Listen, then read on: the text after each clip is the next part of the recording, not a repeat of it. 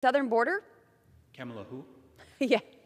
In all seriousness, it's unfortunate that Vice President Harris has not fulfilled her mission to be the border czar. It's awful. But did you all see the news today in regards to the free phones that the White House press secretary talked about today? Free phones for migrants. So think about it. I was down in Panama almost a year ago, went to the Darien Gap. Who did I see? IOM, the International Organization for Migration. Where do they get their money? They get a lot of their money from the United Nations. Who puts the most money into the United Nations? Yes, Americans do. Back home on the farm, what we used to refer to this as, my colleague from Texas just said, how many? How many? I would say to you also, how much? We used to refer to it as eating your seed corn. So Americans pay an international organization to send debit cards for these people to make themselves up the Panama pipeline all the way to the southern border. Then you pay for a bus ride to get them to the airport. Then you pay for an airline ride, Philadelphia, Baltimore, wherever. They're going around the country. Then you pay for the education, the free education they're going to get. You pay for the health care. That's what you Americans are paying for every single day for over 2 million people. And it is about to get worse.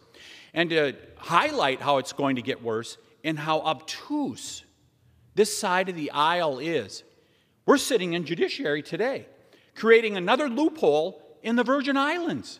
There's another loophole that's being created for visa waiver privileges, something that we saw in these Mariana Islands that was created about a decade ago under the Obama administration, where they allowed parole for people to be able to come in. Chinese nationals, there was like maybe 8 births that were being done on those islands prior to this change that was quietly made in the law. It accelerated to there was like 600 births of Chinese nationals that happened in the Mariana Islands as a result of that loophole. And if you want to see the reporting on it, the Wall Street Journal did an excellent job. And it was our one of our intelligence agencies in 2017 that really dug into this. And yes, here's this huge loophole, and they want to now create it in the Virgin Islands. That's what we're voting on right tonight in the Judiciary Committee. They want to create another loophole, and they're like, oh, it'll only be a few people. You, the American people, do you believe that?